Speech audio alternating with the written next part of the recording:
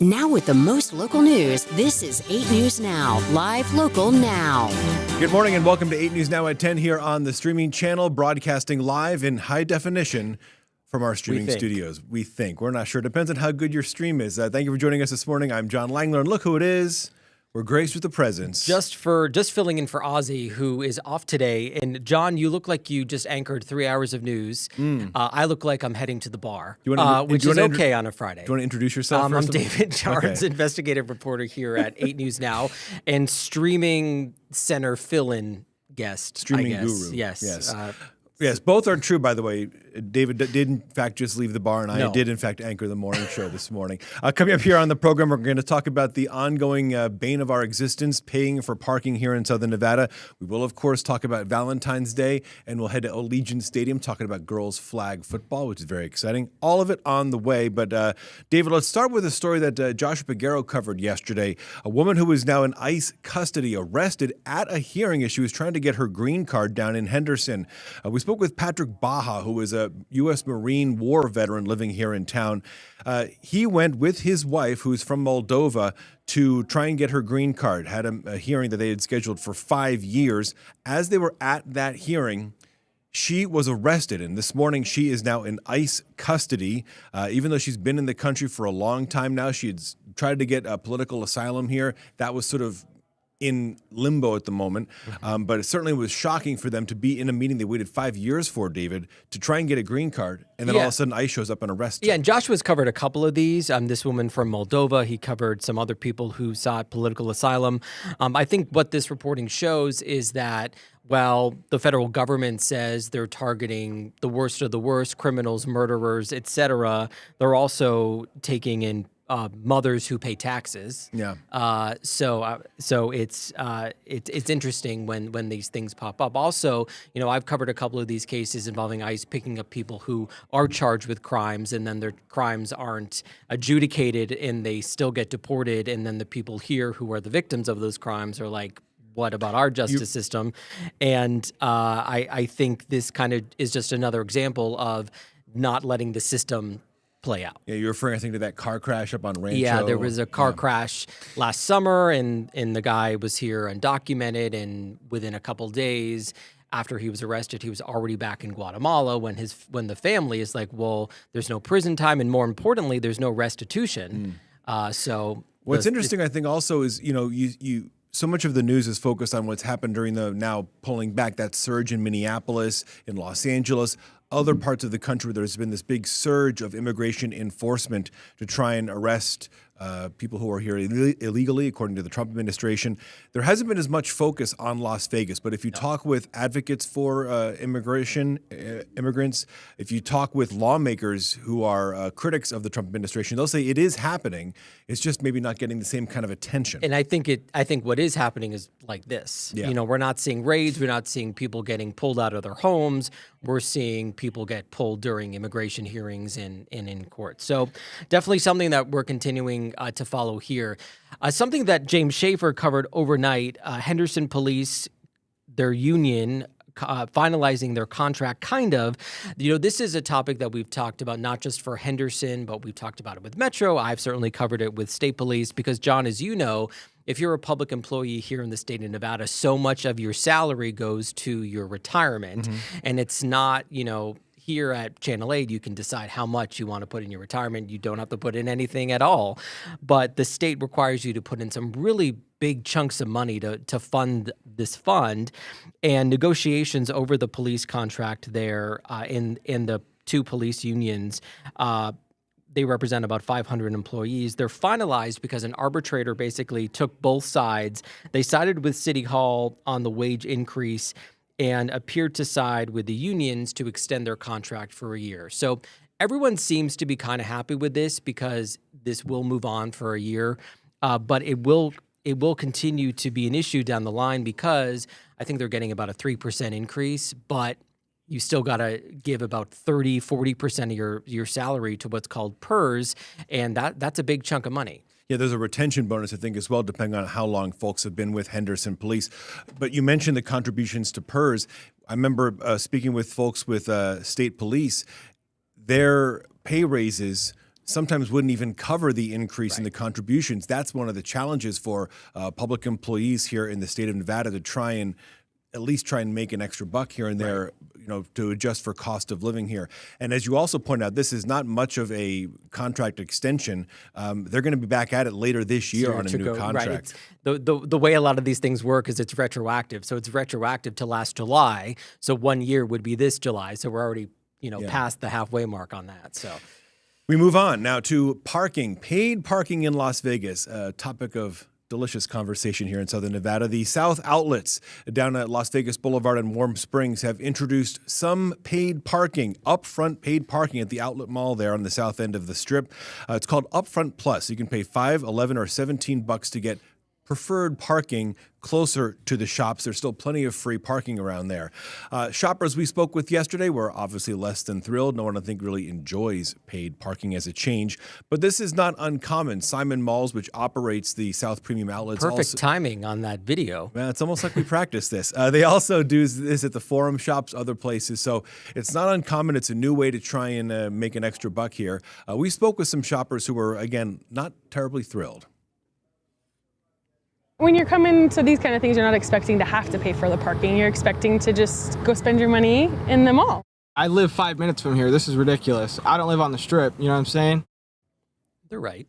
Yeah, we do know what you're saying. You go to a mall, you think it's going to be free. We the other day when I was doing the show, the 2 p.m. show with Ozzy, we were talking about parking in the Arts District, John's favorite place in town. Yeah. And the parking there, they're talking about raising the rates by $1, and you do think that you don't have to pay for parking. I mean, what would you pay for if you were in the Arts District? What would you pay for per hour? What do you think? I'm not sure. A couple bucks. $2 maybe? Bucks, yeah, $2-3. I think the problem is that what I find, because I go down there to go to court all the time, is it actually, in my opinion, I don't know if this is true, it seems to fluctuate. So sometimes it's more expensive depending on demand. This is just paying for the demand if you want to park up front at a mall. Yeah, well, they're coming after you for that parking at the courthouse. I expense it. It's a lesson. The TV station's paying let's talk Valentine's Day here. Yeah, so Valentine's Day coming up tomorrow, of course. Too late to send a card by the mail. You can try one of those e-cards if you want. But let's talk about gifting on a budget in a way, because our Kirsten Joyce is doing a story, I believe that's airing today, that says that a new report finds that 34% of Americans are actually planning to spend more this Valentine's Day. Now, that might be because things are a little more expensive, so you're going to pay more. But that study finds that people are going to spend about $200 for Valentine's Day. Definitely not me. I sent 2 cards, and it was about $8. Okay. So that's a bargain. I don't know, people spend, I guess they buy. Our question of the day is what you want for a Valentine's Day gift. Obviously, the big thing people get is flowers, but they give candy, teddy bears, all that stuff. Yeah. Well, do you want a gift, John? Do you want? No, I think I'm good on that regard from you, certainly. Let's get to the question of the day. I'd give you a card. No, let's. When you were in elementary school, didn't you do the Valentines for your class? I loved that. We used to give candy. You had to do that last night. A couple of the producers downstairs, they're doing Valentines. There's a SpongeBob one, and let's ask the viewers. A SpongeBob Valentine? Daryl, real quick with our question of the day here. Yep, your preferred Valentine's Day gift. Go ahead, scan the QR code, or go to 8newsnow.com. You can put chocolates, maybe flowers. Can't go wrong with flowers. I suggested yesterday cold hard cash. But that didn't get much response. It would have been the runaway. I've never been into the Valentine's Day stuff. No. I don't know. Some people say it's the thought that counts, but sometimes you gotta still think outside the box. One of the lines in there should have been thoughts. Oh, see, people are voting. This is an interactive show, and I like watching when it changes. We'll check in a bit. Yeah, we'll check in later. Speaking of shopping, let's quickly get to inflation that's cooling. According to the latest report, Bureau of Consumer Price Index, showing prices lowering nationwide. Inflation now 2.4% in January.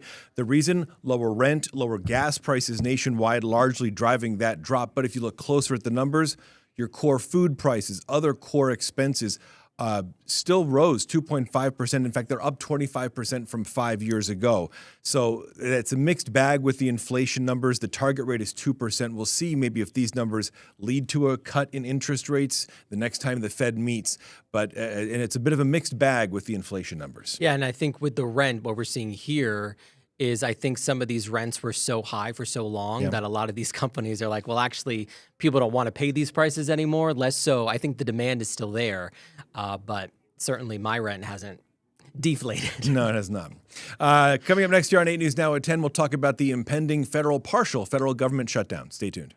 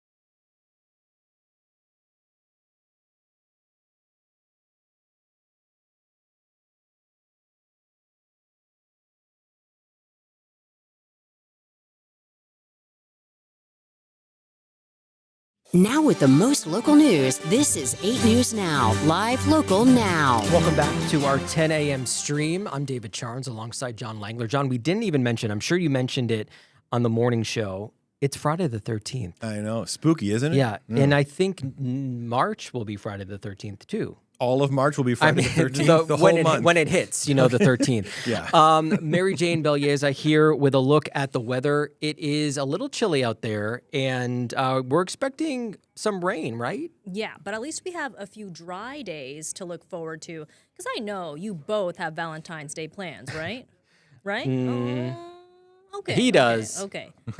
You still have time to make plans, David. So let's take a look outside now. Our Strat North Tower Cam. Beautiful outside. I haven't been out there yet, but certainly a few clouds here and there. And temperatures have warmed up quite a bit into the low 60s. Winds have been pretty pleasant and have picked up over the last 30 minutes, anywhere from at least 10 to 15 miles an hour for many valley neighborhoods. So today is going to be a little bit on the warmer side as a weak ridge of high pressure kind of stays around. We are going to rise into the upper 60s, close to 70s for some neighborhoods, and also starting to see a really great Valentine's Day forecast as well. We all know that you guys are going to head out and about. So at least for your midday rendezvous, late night dinner, upper to low 60s. And then Sunday, we do start to pick up a little bit on the cloud cover, and it will be a little bit breezy. But it is Monday where that main moisture plume slides inland. So another round of measurable rainfall. Could see anywhere from at least a couple hundredths of an inch to just under half an inch. Very gusty winds and multiple rounds of snowfall With lingering moisture, we will continue to see rain chances extend well into your Tuesday and Wednesday, and possibly even Thursday too. And we are also looking at really multiple rounds of mountain snow. So this is going to be a heavily focused mountain event. We really do need it because we have been bone dry, especially when it comes to our snowpack, really one of the worst that we've had in these past couple of years. So thankfully, we are looking to some cooler changes. Here's a look at your 8-day forecast now. This is really nice as well. The colder temperatures that we're looking ahead to into the upper 50s, chilly overnight lows as well as we push well into the upper 30s and low 40s. So finally feeling a little bit more like winter this time around. We have been quite warm these past couple of weeks. Mary Jane, I can't get over the fact that your card that you had on your graphic said midday rendezvous. Why not? It's like afternoon delight. What are we talking about here? Playing that one. Yeah, each their own. Yeah. Yeah. Thank you, Mary Jane. I know I got hung up on that for some reason. And the temperature is going to be a nice balmy 58 for that rendezvous. So keep it planned. All right, on ice. Moving on, John. We're talking about yet possibly another partial government shutdown. Yeah, the deadline is approaching in Washington, D.C., and most of the lawmakers have already left. So it seems like it is imminent for a partial federal government shutdown, specifically with the Department of Homeland Security. This has been expected. All of it stems from immigration enforcement actions, especially Minneapolis. We're seeing video from before of those raids and those actions in Minnesota. So lawmakers have essentially left. Homeland Security funding ends at midnight tonight. The Democrats are pushing for reforms to immigration enforcement across the country, and they will not approve a budget for Homeland Security until then. So because of that, they can't agree on what those reforms will be or if they're going to be approved. That's what this shutdown is based on. They want those agents to take their masks off. They want them to wear body cameras. They want adjustments to warrants before they go into homes to make these arrests. And until that is addressed, in all likelihood, this shutdown is going to kick in at about midnight. Yeah, and the big thing here is that obviously the Democrats want to stop this huge increase in ICE funding, but how it affects you and all of us here is that TSA isn't going to get paid again. So they're going to be working without pay, just like they were in the other shutdown.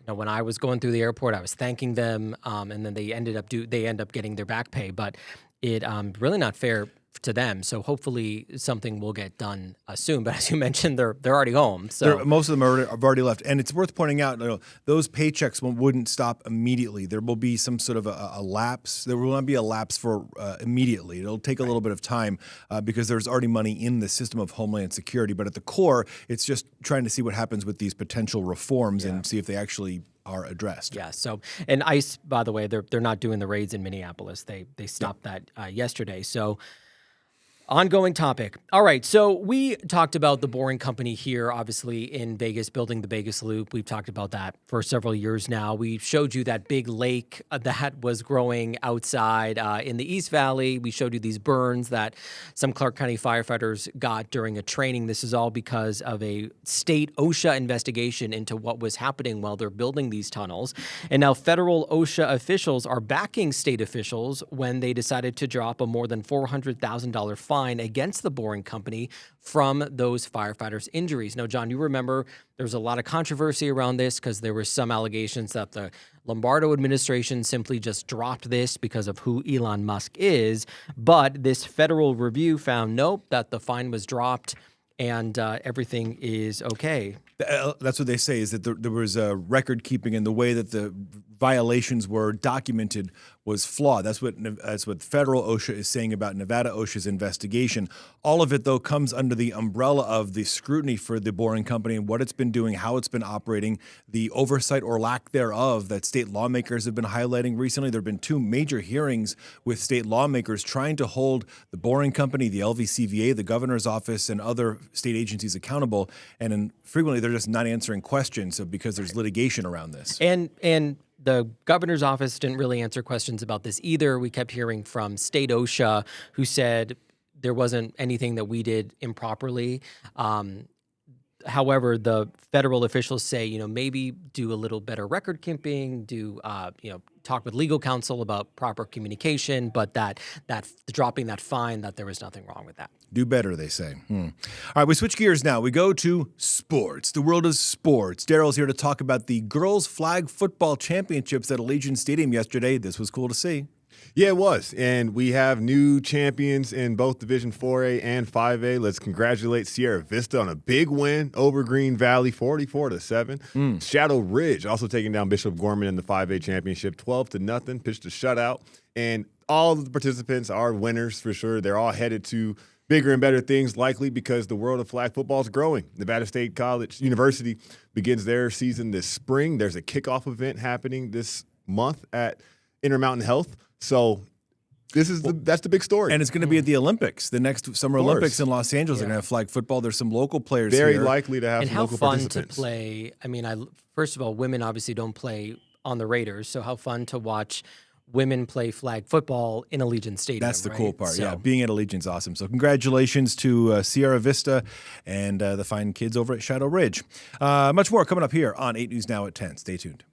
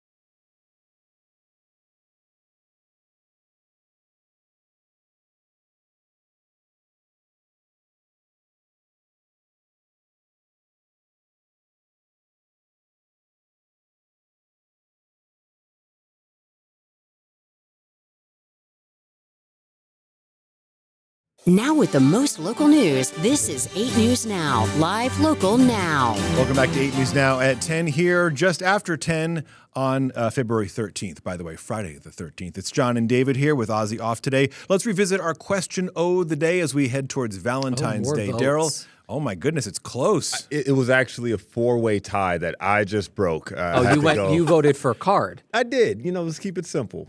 And out of the other 3, I'll take the card. The card I might hold on to. The question is what's your preferred Valentine's Day gift, obviously. And I don't see anywhere on there Ferrari or gold bars. Or dinner. Or dinner. No vacation, food is the way to my heart.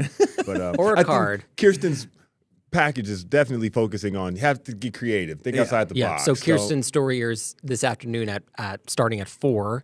And she found that, or she's reporting, she didn't do the research, breaking news, but she talked to someone who found that people are spending more this Valentine's Day, about $200. You said you spend some money because you're going to dinner. It's a little different, but I would definitely say that more people are finding more affordable ways to celebrate Valentine's Day. You don't need to break the bank. The joke is, if it's from the heart, right? What's the it's phrase? all that matters. Yeah, it's just the thought that matters. The thought that counts. Yes, that's what it is. And it's true. Shed a but little love. we used to make our own Valentine's Day in school with those doilies, I'd love a doily Valentine. All right. Well, we'll cut up some paper here and make a doily in a few Sweet seconds. tarts. Thank you for put those voting. on there You also. can vote all day. Not against that. 8newsnow.com/vote. Use the QR code or just send us a letter in the mail. That's fine too. Let's go to the Mob Museum. Speaking of Valentine's Day, I've always thought this was an interesting way to have Valentine's Day and the Mob I didn't Museum. even think about this. But of course, they have that wall there. That is the wall from the Valentine's Day massacre in Chicago. And because of that and other things, free admission to the Mob Museum. Come see our wall. Come see our wall. Well, Yeah, it's you've pretty been- cool. You've It's been to the pretty Mob cool. Museum, Yeah, right? I went with Denise Valdez when they had their free Nevada Residence Day. It's a really cool. Ron Futrell and I were talking about this yesterday. That is a living piece of history that they have in there, and it's not just the wall they have. They have the bullets. They have other artifacts. It's the guns. It's really, really interesting to go back. Obviously, that was in the 1910s. 20s, I think. We need to go back to the Mob Museum, Yeah, apparently. and find remember out. Yeah, but they have the wall where those guys were unfortunately massacred. But Yeah. go check it out. Definitely worth it. There's so and- much more there too. It's not just as if most of us I think have been there that live in Las Vegas, but if you haven't, it's so much more than just organized crime. Yeah. It looks at the history of Las Vegas before we were really a city. It looks at the history of law enforcement, the history of immigrants that came to the Casinos. United They States. have this whole Vegas casino Yeah. thing. It very, very cool. Take So- advantage of the free admission. Another thing happening is the Pahrump Balloon Festival happening this weekend. Our JC Fernandez was out there this morning. There we go. Would you get in one of these things? Oh, absolutely. Have you? I've never done it before, but I'm not against it. We were out there live this morning, and you can see how crowded. This is at Petrack Park. They were up in the sky this morning. They're going to be up there all weekend, and they fly around Nye County, and it's a beautiful way to experience, well, being in the To sky, see I it. guess. Yeah, I mean, where else? You can to see all those mountains, and it's a really nice park because you see the Spring Mountains on one side. You could probably see Death Valley on the other side. Yeah. Very, very pretty. I would not get in the balloon. JC, when he did this, I think it was at the Mesquite Balloon Festival a couple weeks ago. He got in the balloon and it was still tethered to the Yeah. ground, and I was like, "That's probably." I was like, That's what I yeah, would sort of in a balloon, but not really. Daryl, would you fly? I think it's on the bucket list. I don't know if I'm ready yet. But in case you don't want to, just wanted everybody to know. There's other events. There's wine tasting. There's music, food, things for the kids, things like that. So maybe go and don't get in the balloon, but still have a good time. Yeah, I mean, if you ever want to go drive on Blue Diamond Road up through Pahrump, take that nice loop down the 95, and you can see the other side of the mountain and go check out the balloons. One way to spend your Valentine's Day weekend, looking at all the balloons up in the sky in Pahrump. That'll do it for us this morning. We thank you so much for watching. Enjoy your Friday the 13th and enjoy your weekend as well. We'll see you back here on Monday. Bye-bye.